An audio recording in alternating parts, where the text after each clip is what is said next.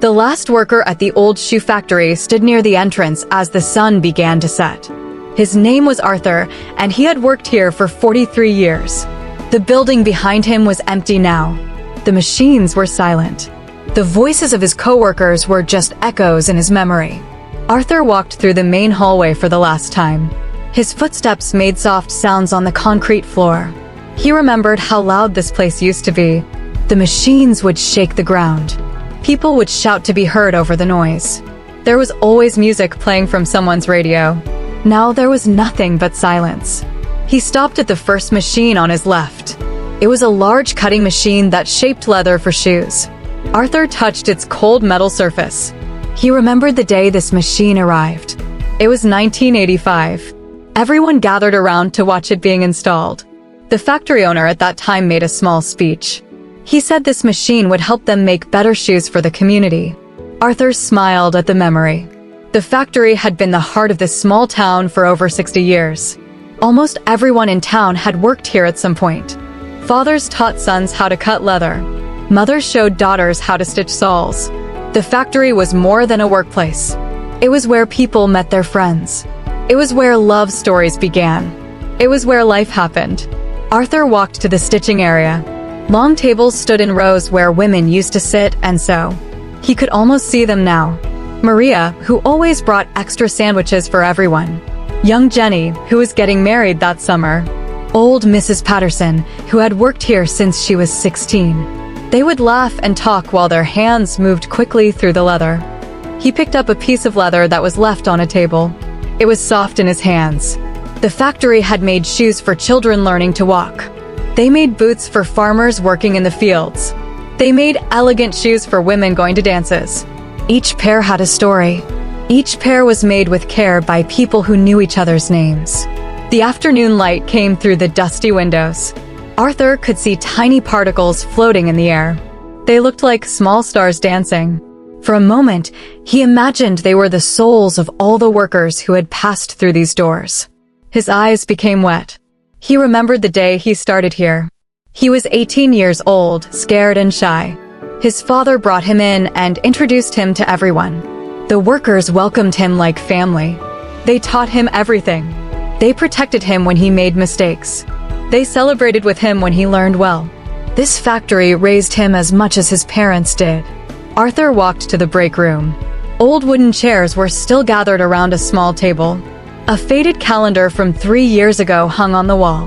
He sat down in his usual spot, the chair closest to the window.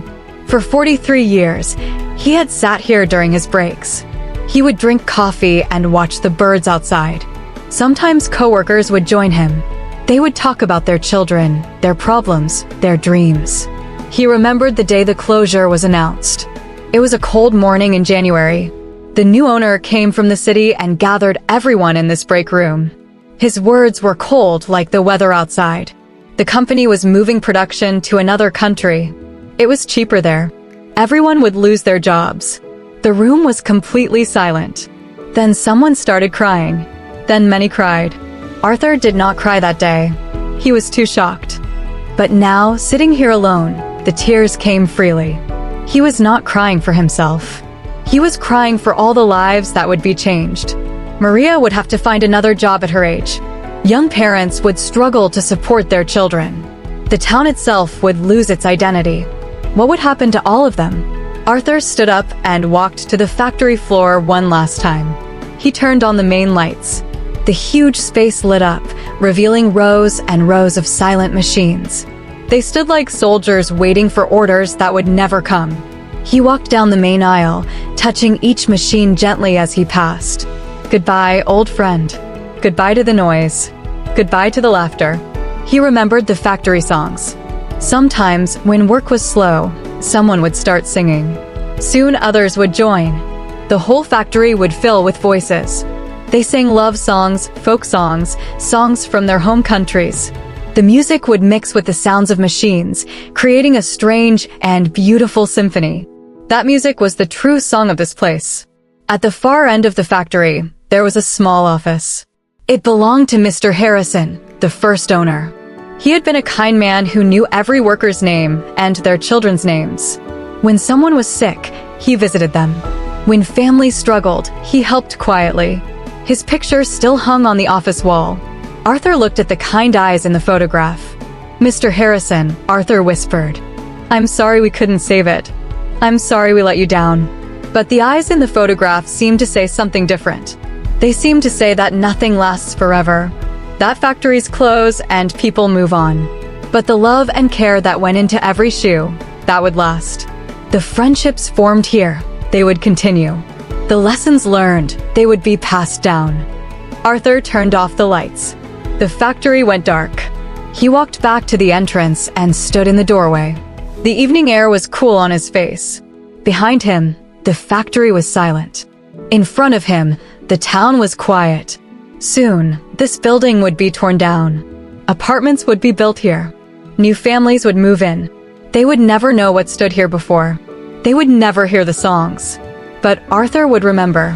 And he would tell the story to his grandchildren. He would tell them about the factory that made shoes for the town. He would tell them about the people who worked there, their names, their faces, their laughter. He would sing the songs they sang. And in that way, the factory would never truly close. Arthur closed the heavy door behind him. He heard the lock click into place. He put the keys in his pocket and started walking home. The street was empty. Most people were inside having dinner. But as Arthur walked, he could hear something. It was faint at first, then stronger. It was music. Someone was playing the radio. And in that music, Arthur heard the factory's song one last time. It was not a sad song. It was a song of gratitude. A song for all the years, all the shoes, all the hands that worked together. A song for a community built on leather and thread and love. The factory was closed, but its song would play forever in the hearts of those who remembered.